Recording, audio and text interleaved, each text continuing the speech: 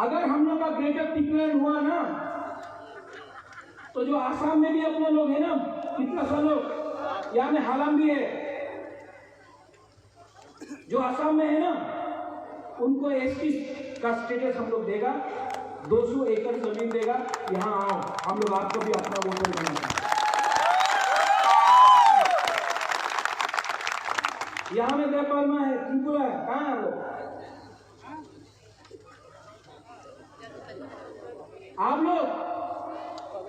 आप लोग का दायित्व बनता है कि सबसे दोस्ती करें।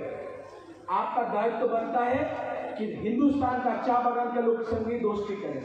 आपका दायित्व बनता है हिंदू, मुस्लिम, बुद्धिस्ट, क्रिश्चियन सबसे बात करें। और आपका दायित्व बनता है कि थानसा लेकर हम लोग पानी सागर, कंचनपुर, कमलपुर, पेछाथल, चंडीपुर, सुरमा, ये सब सीट में हम लोग अपना प्रार्थी देगा और हम लोग इलेक्शन जीतेगा।